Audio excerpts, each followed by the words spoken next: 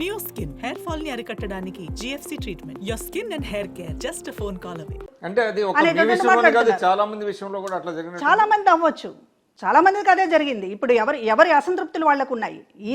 నేను ఉప ముఖ్యమంత్రిని చేశాను, లేకపోతే నేను రాజ్యసభ సభ్యుని చేశాను, నేను మంత్రిని చేశాను, ఏం తక్కువ చేశాను, మహిళా కమిషన్ చైర్పర్సన్ ఇచ్చాను, ఏం తక్కువ చేశాను, ఇది ఆయన లెక్క. కానీ మా లెక్కలు కూడా ఉంటాయి కదా. ఆయన లెక్క ప్రపంచానికి అర్థమైంది.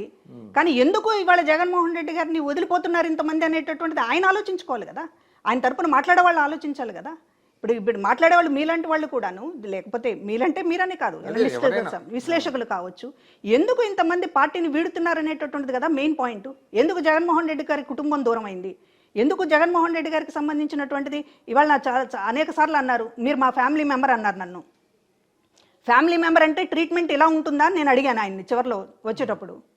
అంటే ఫ్యామిలీ మెంబర్ అంటే ఏంటి దాని అర్థం? అంటే ఫ్యామిలీ మెంబర్ లేకపోతే పద్మమ్మ తల్లి అనేటటువంటిది, దాంతో లేడీస్ని అట్లా తల్లి గిల్లి అనేస్తే వాళ్ళు కట్టుబడి ఉంటారు, కట్టుబానిసల్లా పనిచేస్తారు, అది సరిపోతుంది వాళ్ళకి అని అనుకుంటే అది ట్రీట్మెంట్, అది ఫ్యామిలీ మెంబర్ ట్రీట్మెంట్ అవ్వదు కదా. కలిశానండి, కలిశాను. గెలిచిన తర్వాత నేను కొంచెం విషయాలు సూటిగానే మాట్లాడాను.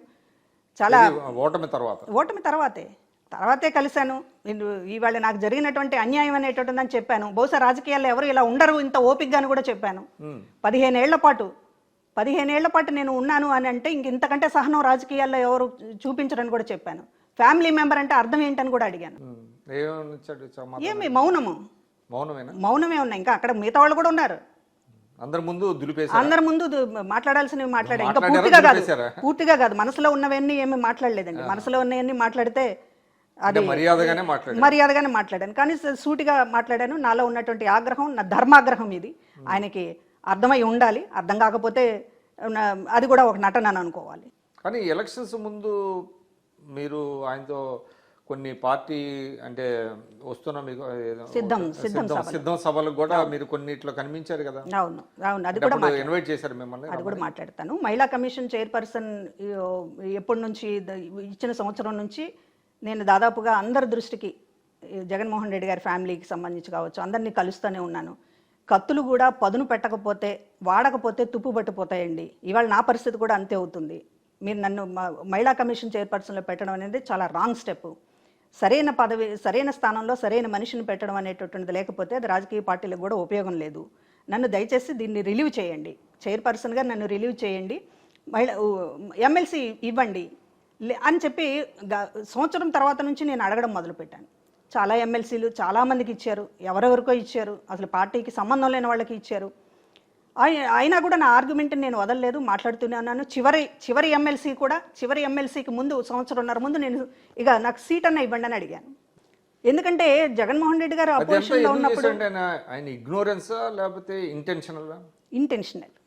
ఇంటెన్షనల్ అది నాకు అర్థం కావడానికి కొంచెం టైం పట్టింది. ఎందుకంటే ఇంటెన్షనల్గానే అయినా, ఎందుకంటే దాదాపు పార్టీలో అందరూ కూడా ఏంటి ఎందుకు ఇవ్వటం లేదు, ఎమ్మెల్సీ మీకు ఈజీగా ఇచ్చేస్తారు కదా అంటారు. ఎవరు నెంబర్ 1, 2, నెంబర్ 2, నెంబర్ 3 స్థానంలో ఉన్నవాళ్ళు కూడా ఎమ్మెల్సీ అడిగితే మీకు ఎందుకు ఇవ్వరు, ఇచ్చేస్తారు కదా. పోనీ సీట్ అంటే సరిగ్గా ఎక్కడ సీటు అనేటటువంటి దాంతో ఏమన్నా ప్రాబ్లం ఉందేమో, ఎమ్మెల్సీ ఎందుకు ఇవ్వరు, మీకు ఇచ్చేస్తారు కదా అని అంటే ఆ స్థాయిలో వాళ్ళని కూడా నమ్మారు. ఇంకేముంది ఎమ్మెల్సీ ఇవ్వడానికి ఇబ్బంది ఉంది అనేది. కానీ ఎమ్మెల్సీ కూడా చివరి జగన్మోహన్ రెడ్డి గారండి. నేను వేరే అడ్డుపడి ఉండొచ్చు, చాలా మంది ఉంటారు ఈ రాజకీయాల్లో సహజంగా ఎక్కడైనా అడ్డుపడ్డం అనేటటువంటి శక్తులు కొన్ని ఉంటాయి. కానీ జగన్మోహన్ రెడ్డి గారు తన ఫ్యామిలీ మెంబర్ అనుకున్నప్పుడు ఆయన కాచుకోవాలి. జగన్మోహన్ రెడ్డి గారికి ఇష్టం లేదని నేను అనుకుంటున్నాను. అందుకనే నేను ఇంత ఆయనకు సంబంధించినటువంటి విషయాలు ఆయన పర్సనాలిటీలో పైకి చెప్పేది ఒకటి చేసేది ఒకటి ఖచ్చితంగా ఇప్పుడు అదే కదా మనకు తెలిసి వస్తున్నటువంటిది. అంటే అదే ఇప్పుడు సహజంగా రాజకీయ పార్టీలు అన్న తర్వాత ఒక్కోసారి ప్రామిస్ చేయలేకపోతారు, అది అర్థం చేసుకుంటామండి ఎవరైనా కానీ. ఎమ్మెల్సీ ఇవ్వలేదు, సమీకరణాలు కుదరలేదు, సీట్ ఇవ్వలేకపోయారు, ఎందుకు ఇవ్వలేకపోయారు అనేటటువంటిది దానికి మొత్తం కూడా మన పట్ల వ్యవహరించినటువంటి తీరు, ఈ 15 ఏళ్ళుగా మనం ఆయనకేం చేశాము, ఆయన మనకేం చేశాడు అనేటటువంటిది చూస్తే ఈ నటన అత్యంతగా నన్ను బాధించినటువంటి విషయం. మోసం చేయడం అనేటటువంటి దాన్ని ఎట్లా టాలరేట్ చేస్తాం? మీరు చేయకపోతారు, మీకున్నటువంటి పరిస్థితుల్లో మీకు కుదరలేదు, అర్థం చేసుకుంటాము. లేకపోతే సరే మీకున్నటువంటి ఇంకా ఏదైనా ప్రత్యేకించి పక్కన పెట్టాలనుకున్నారు, అది కూడా అర్థం చేసుకుంటాం. కానీ మోసం చేసడం మాత్రం ఎట్లా కానీ అర్థం ఆయన విషయంలో ఒకటి ఉంది కదండి, మాట తప్పడు మడమ తెప్పడు అని అంటారు. ఇప్పుడు అది ఎలాగ అలా అంటే ఎలా వచ్చింది అది మరి? అది రాజశేఖర్ రెడ్డి గారి దగ్గర నుంచి అలాగ వచ్చింది, మాట తిప్పడు మడమ అనేటటువంటిది. అసలు ఆయన మాట్లాడితే కదా, ఆయన చాలా మడమ తిప్పాడు అనుకోండి, కానీ అది ఒకటి పడింది కదా. అది ఒక హైప్, ఎవరికి వాళ్ళు ప్రచారం చేసుకునేటటువంటి అనేక ఫేక్ ప్రచారాల్లో భాగం అదొకటి. మాట తప్పడు మడమ తిప్పడు అనేటటువంటి ఆ విషయంలోనే ఉంది కదా మాట తప్పడు. విజయమ్మ గారే క్వశ్చన్ చేస్తున్నారు కదా, ఆ అమ్మాయికి ఆవిడకి ఎన్నిసార్లు అన్యాయం చేస్తారు అని చెప్పి ఆవిడ అడిగిందంటే ఎన్నిసార్లు మడమ తిప్పాడు జగన్మోహన్ రెడ్డి? ఆమె ఫెయిర్ లేట్ అండి విజయమ్మ గారు. ఆవిడ ఫెయిర్ అండి. ఆవిడ ధర్మంగా ఉంటారు అన్ని విషయాల్లో ఖచ్చితంగా. అందుకనే ఆవిడ ఈ రాజకీయాల్లో పూర్తిగా పక్కన పెట్టేశారు జగన్మోహన్ రెడ్డి. ఎందుకంటే ఆవిడ అడుగుతుంది ఇలాంటి, ఎందుకు వాసిరెడ్డి పద్మ మనతో ఉంది మొదటి నుంచి, అన్ని విషయాల్లో కాచుకుంది. ఎవరు కాచుకుంటారండి? నీ అరెస్ట్ అయినప్పుడు, జగన్మోహన్ రెడ్డి అరెస్ట్ అయినప్పుడు మొత్తం కూడా ఇంటి ముందు టెంట్ వేసి ఫ్యామిలీ మెంబర్స్ అందరూ కూర్చుంటే ఒక్క నాయకుడు లేడు. ఆ రోజు రాత్రంతా నేనున్నాను. భారతి గారు, విజయమ్మ గారు, షర్మిల గారు, వీళ్ళు ముగ్గురు కూడా కూర్చుంటే ఆ రోజు ఉన్నటువంటి ఈ సోకాల్డ్ లీడర్స్ ఎవరు కూడా ఆ రోజు ఎవరు ఉండలేకపోయారు అక్కడ. ఆ రోజు నుంచి చివరి దాకా వాళ్ళతో ఉండి మాట్లాడింది ఆ కుటుంబానికి తెలుసు. ఆ రోజు సిబిఐ మీద మాట్లాడాలంటే ఈ సజ్జలు ఎక్కడున్నాడు? ఆ రోజు వీళ్ళు ఎవరు లేరు. సిబిఐ మీద పోట్లాడాలంటే మాలంటి వాళ్ళమే. మళ్ళీ దేనికి వెరవకుండా మీ ఈక్వేషన్స్ భారతి గారితో సరిగా లేవా? అసలు జగన్మోహన్ రెడ్డి గారికి లేదండి. నేను వీళ్ళని భారతి గారు ఆవిడ ఏం ప్లేన్ చేస్తుందో మనకు తెలియదు. ఈ షర్మిల గారితో విజయమ్మ గారితో ఉన్నానేమో అనేటటువంటి ఒకటి ఉందేమో నాకు తెలియదు. అటువంటిది ఏమీ లేదని కూడా వాళ్ళకి చాలా క్లియర్గా తెలుసు.